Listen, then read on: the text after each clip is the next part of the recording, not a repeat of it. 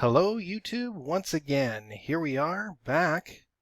It's Friday, September 30th, 2016. And once again I have up the Euro USD and of course the USD JPY, the yen. And I think we're going to focus on what happened on the Euro over the past, I don't know, 15 hours or so. And let's start off by first of all marking out the London Open time with a vertical line. And let me just put one on the chart here. So that is about almost 2:30 Eastern. So move that down to about 3 right here. Okay, so we're wondering, how do we filter out, or how do we kind of decide if we're going to take a trade or not? Well, looks like here at the London Open there wasn't really a signal. It happened earlier. It happened over here during the 2 o'clock hour. And we also had this mess over here. Let me kind of make a shape and outline this period of time. That period of time is not when you trade. Okay, we don't trade, or at least I don't trade during this particular time of the day. Now this is kind of like early Asia. It's kind of like, let me put in some more vertical lines. So that's that one there. That bar is at 1 o'clock in the afternoon yesterday. This bar here is just after 10 p.m. Eastern time. And then we have that 2 a.m. bar with the X. This time I'm not trading. I'm not trading at all during these hours. Now as we move along here, we get the London Open. And still no signal. No signal. Now down here, this is the trouble area, right? So here we have, a green bar. Everything looks good. It bounced off of the 70 level, 1170. It looks like looks like it could have been a great trade. I wasn't at the terminal to take it, but probably would have. I probably would have taken it, and it probably would have been a stop out. It probably would have been a stop out.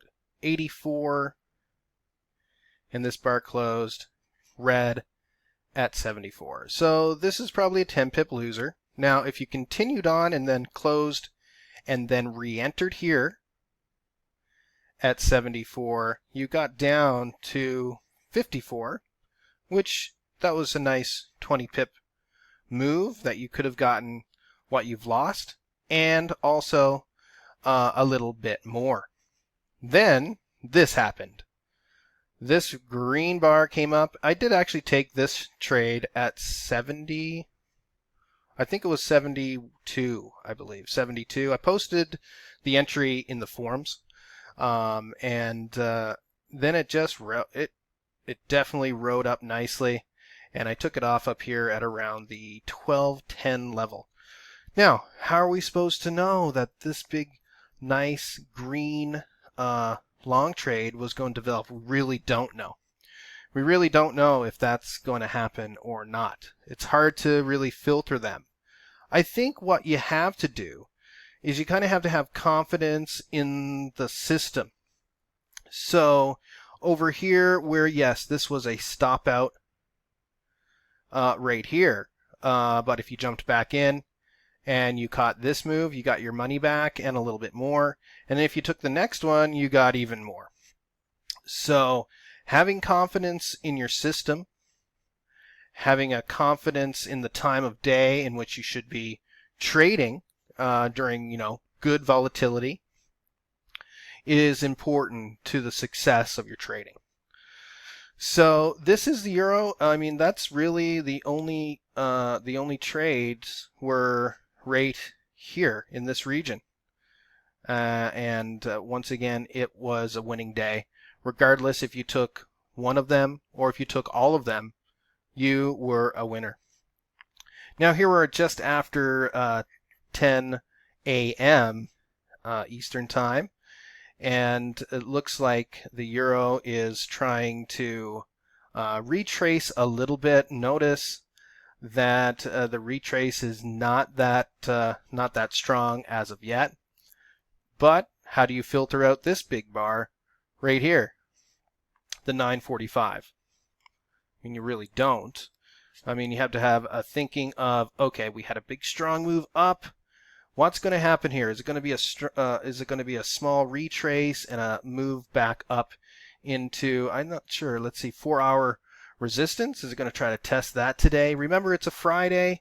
You know, if you got some early winners, there's no really need to trade anymore today because you have your profit targets in and you are good for the weekend. That's the beauty of this job, isn't it? We get to choose when we finish and when we start. So it's important to know when to call it a day and to say that you had a good day and you are ready for the weekend.